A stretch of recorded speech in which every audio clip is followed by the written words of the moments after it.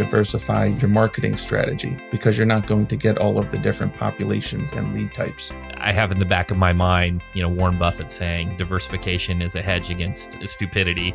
For these clients, you don't know how long it's going to take or when the courts are going to reopen. That's really the argument for the PI attorneys. Welcome to Personal Injury Mastermind. I'm your host, Chris Stryer, founder and CEO of Rankings.io, the no excuses, no BS legal marketing agency that works harder than the competition.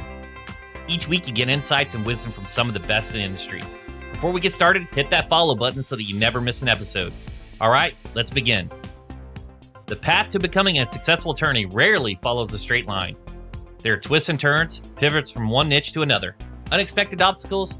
All of these can change and give way to new opportunities. If you have the right perspective, Michael Blom has walked away with a winding path and came out on top. He created opportunities to serve both clients and other attorneys. He pivoted his personal injury practice to include mass torts. As the mass tort game changes, Michael is here to help guide us through it. New cases like L'Oreal and hair relaxers don't start off as common knowledge. To earn the client, you need to educate the public. He shows us how it's done. Just when Michael felt he settled in his new niche of mass torts, the events of 2020 caused another major shift. As the pandemic spread, Michael's firm saw a chance to help businesses by diving into the world of employee retention tax credits. Today explains how your firm might be able to qualify for what is essentially free money. Over the years, Michael has proven that flexibility and seizing new opportunities and even uncertainty can lead to impact and success. Here's Michael Blom, partner at the Lake Law Firm. I've been barred for the past 10 years as a New York attorney, and it really started at the end of my Penn State college career. My wife has always wanted to be an attorney, a trial attorney.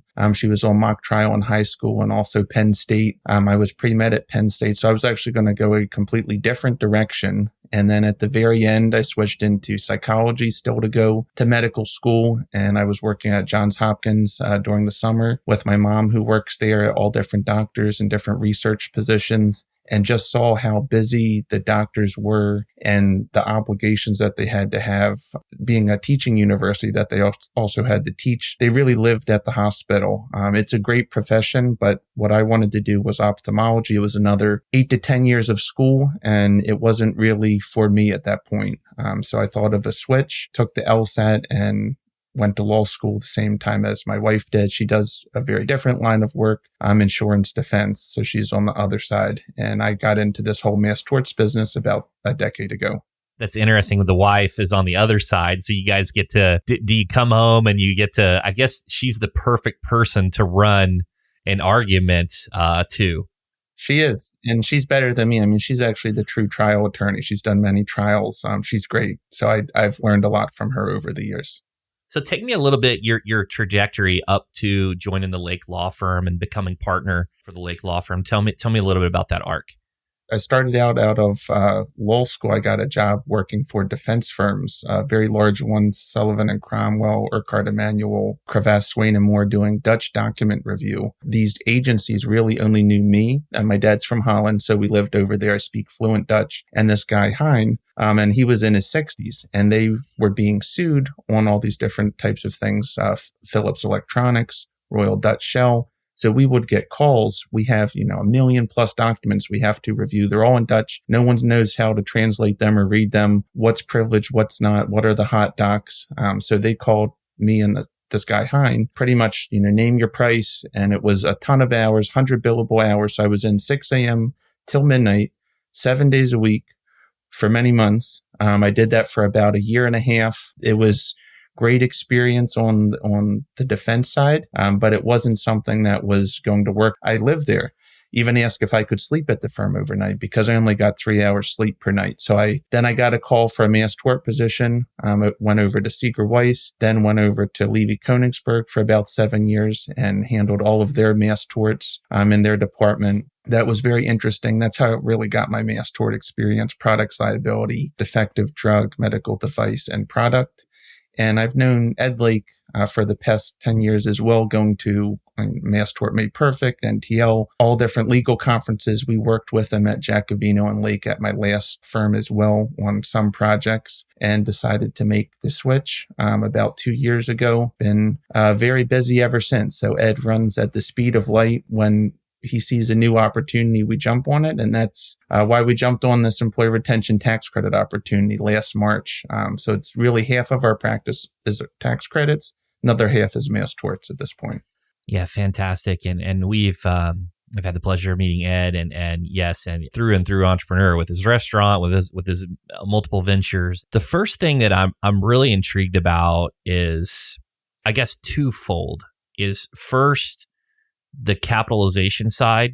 And I've never really dug into this because with the single event, you've got cash flow coming in pretty consistently. Yes. So is it more the firm has to go through this maturity phase to have this vault of cash to jump into that area? Or is it, do they partner with, and I don't know much about them, like an Esquire Bank or some type of funding company? Like, how do you approach the capitalization side?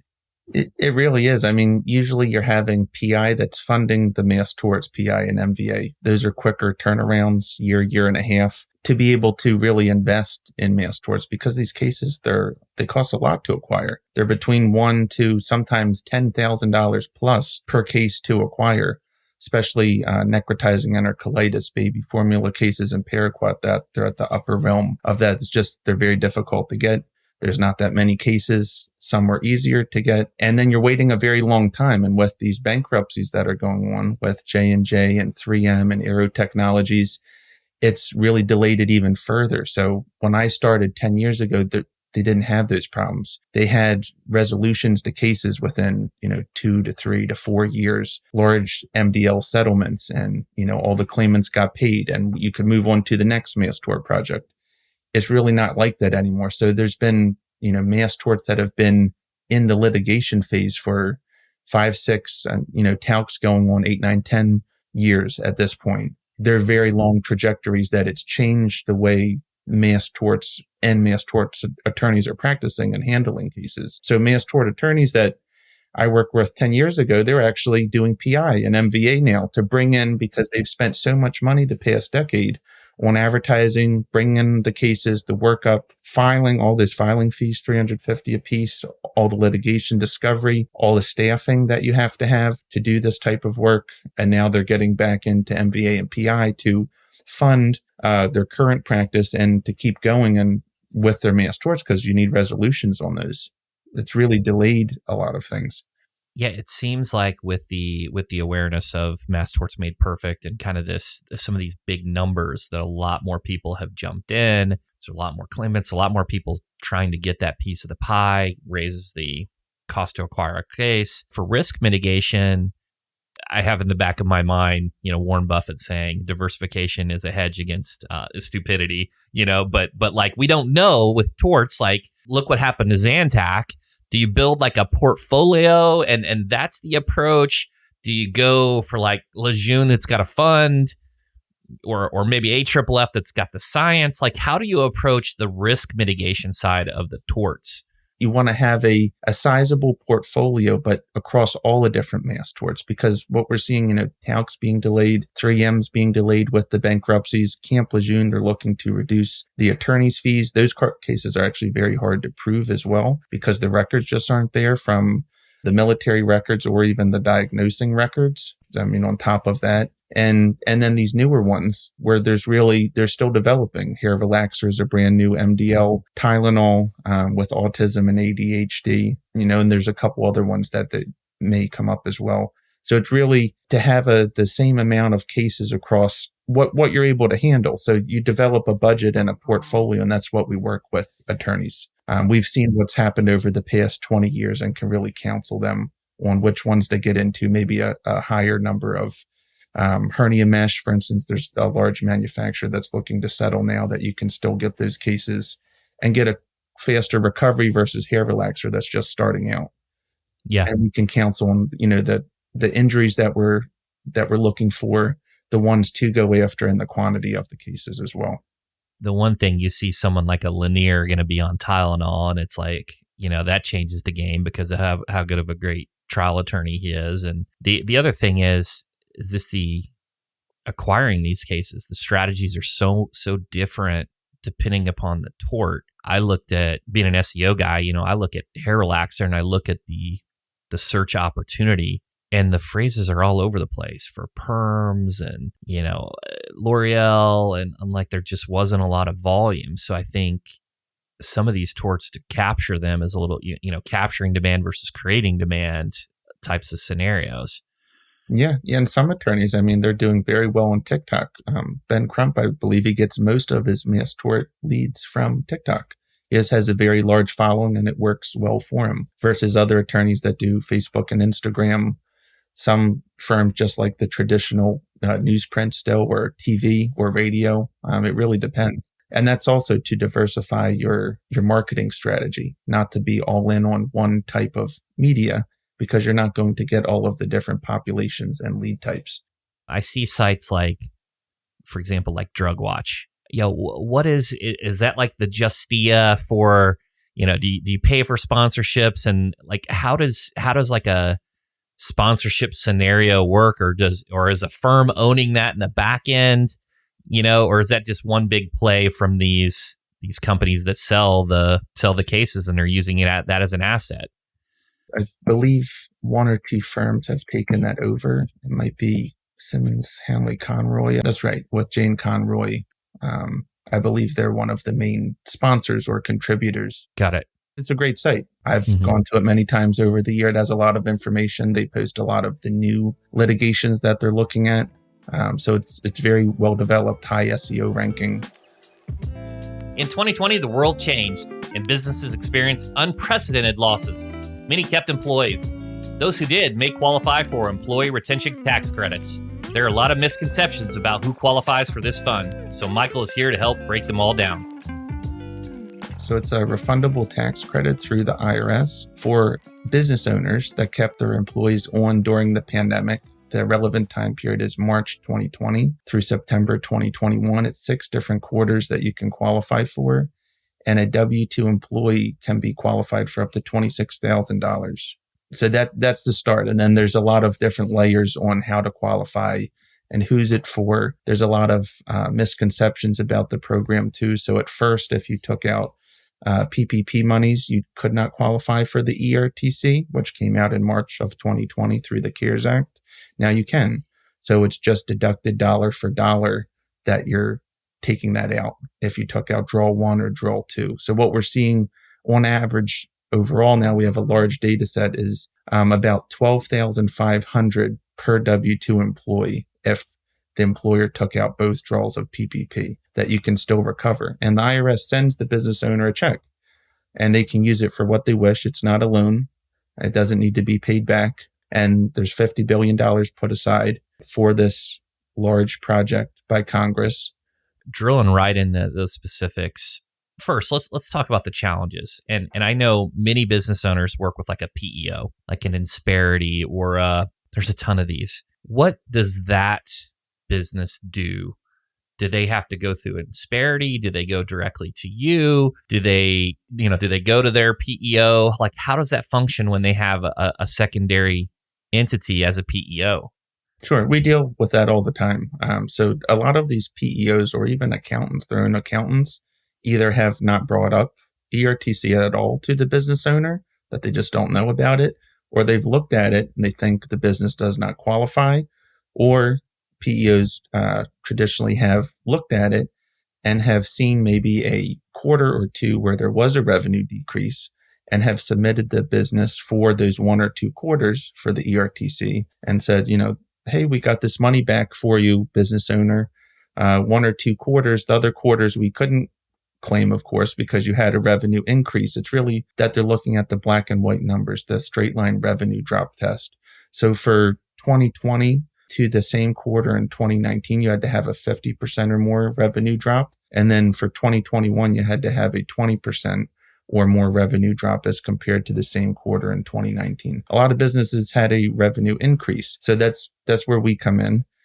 There's a different way to qualify if the business was affected by a local or state mandate in a more than nominal way. So more than 10% that it affected their total employee pool or their 10% of their business operations. And you can tie that back. I can go through all different examples, but the most common ones are supply chain restrictions, either in your state that you're operating or that you were affected by those in other states that affected your business. It could be that they limited the number of people in a room. For instance, New York, I was working, it was completely shut down, or the hours of operation, that you couldn't complete projects on time, sanitate time to do sanitation for COVID-19, that you were not able to complete projects that you could have, but for the pandemic, these conferences, the legal conferences were completely shut down. I remember AAJ went virtual. I believe it was in July of 2020, and it was very different. I mean, you were in a room on a laptop like I am now with avatars walking around talking to people, and you just don't do business that way. It's not the same as talking to someone face to face and shaking their hand. So you have a huge amount of reduced business. And even if you had great business, you could have done even more, but for these restrictions that were in place. So that's what it comes down to. And it's, as attorneys, we're able to craft these legal arguments, pull the governmental mandates, work with the business owners in a 45-minute interview, how they were affected in each of the 6 quarters, and then detailing that in a legal memo. So it's really audit ready before the IRS. And we're expecting between a 1% to 5% plus audit risk for the IRS. We haven't had any ourselves, and that's why we're preparing these files like that. I also know that there's some pending litigation going on. A lot of these PEOs and other entities, these companies that you see on TV, they may or may not have any tax attorneys on staff, any CPAs. A lot of the work is being shipped overseas, calculation-wise, coming back, and they're just over submitting it to the IRS. The IRS then sends the business owner a check for what they believe they qualify for, and it's all overstated. So there's actually litigation that's going to start, that attorneys are going to be suing these ERC companies for overstating the qualifications, because then the company gets a larger fee, of course, on the front end. And then the business owner is stuck with all of these overpayment that they have to send back to the IRS, penalties and interest. Wow. It's a serious thing that's going on. Yeah, and I heard too, I had the pleasure of speaking to Vinny Fisher recently. He's the owner of Fully Accountable, which specializes in financial services. And he was talking about, your business typically has these 5 roles, and it could be multiple people, could be a few people. He's like, it's a bookkeeper, you've got your CPA, you've got your controller, your director of finance, and then he led up to the tax strategist. And just like what you said, the CPA is normally not going to bring this tax credit thing to you. It deviates from their standard processes. You got to go with someone like you. For the PI attorneys, for the PI law firm owners listening, would they, because there wasn't as many car accidents, not as many people driving to these sporting events, is that kind of thin, because people weren't going to these events? Or what kind of scenarios have you seen that the PI law firms could use as a case to file, even if their potential revenue increase, let's say? I mean, my last law firm in New York, it was restrictions that you could only have so many people in a room. The number of hours that you could work during a day were reduced. And the main thing for PI attorneys were the courts were shut down. So here in New Jersey, the courts, I mean, my wife wasn't doing trials for 2 years. They just reopened them a few months ago in New Jersey. So you can't bring those cases, and then you're having to settle at usually a much lower value, because the defendant knows that you are not going to get the trial and knows it's going to be prolonged out for years. And you still want to get a resolution for these clients. You don't know how long it's going to take or when the courts are going to reopen. That's really the argument for the PI attorneys. The courts being closed. I mean, that's the argument, right? That seems like a no-brainer. Let's do a little improv. I'm the New York PI attorney. I was affected because the courts were shut down. I had 20, 30 employees and a decent amount of credit here. If I brought this to your firm today, what kind of process and what kind of timetable am I looking at before I would potentially, even if I was approved, see any type of check come in? Sure. So, I mean, we would do some initial qualifiers with what you just said. It would most likely pass. So our minimum is at least 3 W-2 employees. It can't include the business owner, because that's excluded through the IRS rules, or any family members at the business, they're also excluded. And then we would have our tax attorney speak with the business owner, the attorney, how they were affected in each of those 6 quarters, send them out a retainer agreement. It's all on contingency, so they only pay after they get the check from the IRS. Then we invoice them. It ranges between 22 to 30%. So we give the larger businesses a break down to 22% contingency fee. And that also includes complete audit protection within that as well. So if the business owner is audited, we defend them. If it's a desktop audit, we send in all of our calculations, represent them that way to get it cleared. And we also reduce our attorney's fees pro rata if they do need to send anything back, which we believe would not be the case if we're handling those. We take a very conservative approach. And if it goes to a full audit that you have to go to court for, our tax attorneys do that as well at no charge. And then it's really just collecting the documents after the business owner signs the retainer agreement. We send out a communication.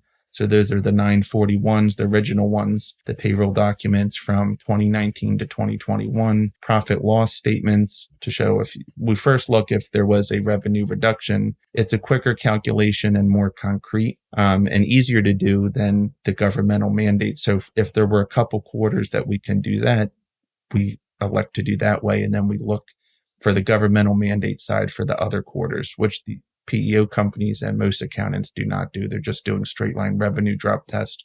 You might get a quarter or two paid out. And then once we get the other documents, if you took out PPP, those applications, and then the quarterly payroll for the employees broken down in Excel. It's really just talking to the controller or the CPA. They're very willing to hand over those documents. They don't want to handle ERC. You were right. I mean, they like doing tax preparation and those types of items, not this. So we actually get calls all the time from accounts say, can you handle my client's ERTC claim? I'm too busy. I don't know the regulations. Here you go. So it's referrals that way. And then once we get all the documents, we run everything through a calculator. If it's a revenue drop test, and then also to calculate the credits on the governmental mandate side, fill out the 941X, which is the amended 941 that would be filed with the IRS. Send that to the business owner to review. They review everything, okay it, sign off at the bottom and send back. And then we send it to the IRS. And we're able to track the status as well through a POA form. So we know when they're sending the check to the business owner and what the process is. And you're typically looking at, it's been a little bit delayed. So if you submit it tomorrow, for instance, the earliest would be about 6 months from tomorrow that you could receive a check from the IRS. And it goes up to about 12 months right now. They've hired tens of thousands more agents for this project for ERTC, the IRS. Fantastic. Thank you for that explanation. And I would encourage you, if you're a personal injury attorney, even if you didn't experience a revenue decline, if the courts were shut down, which they were, definitely reach out. Find out more information about this. It's a fund. They have this set aside. The statute of limitations on these, it will decrease. There's 2. So it's 3 years from the date of filing from the original 941. So next April is the first, April 15th, 2024. The $5,000 credit will expire. And then the entire program ends April 2025. Just for those listening, there is still some time on that. We hope that the program won't be reduced. We don't know what could happen. So we're encouraging business owners to apply now and get the credit while it's still there. And then you can, of course, use that money for your business now and to reinvest in it.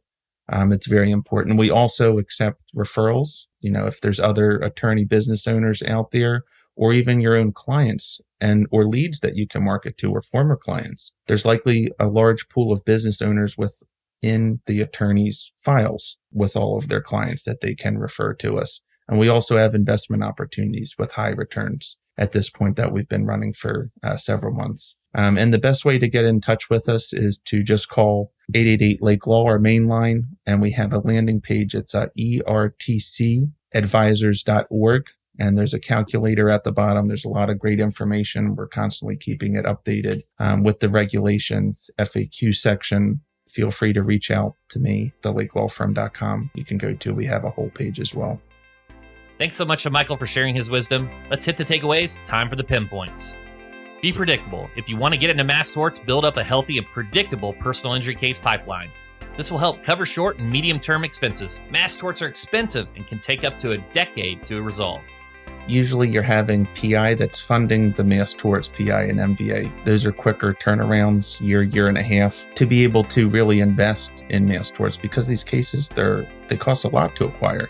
They're between $1,000 to sometimes $10,000 plus per case to acquire. Create demand. For newer mass torts, the public needs to be educated about those cases. Diversify your channels to get the most exposure. Blend traditional with digital marketing to cast a wide net. Move into newer apps like TikTok to discover new markets. Diversify your marketing strategy, not to be all in on one type of media, because you're not going to get all of the different populations and lead types. Don't leave money on the table. If you owned a firm between March of 2020 and September of 2021 and had 3 or more W-2 employees who are not family, it might be worth giving someone like Michael a call. The refundable tax credits will expire, so tap into the fund while you can. It's 6 different quarters that you can qualify for. So what we're seeing on average is about $12,500 per W-2 employee if the employer took out both draws of PPP that you can still recover. For more information about Michael, check out the show notes. While you're there, please hit that follow button so that you never miss an episode of Personal Injury Mastermind with me, Chris Stryer, founder and CEO of Rankings.io. All right, everybody, thanks for hanging out. See you next time. I'm out.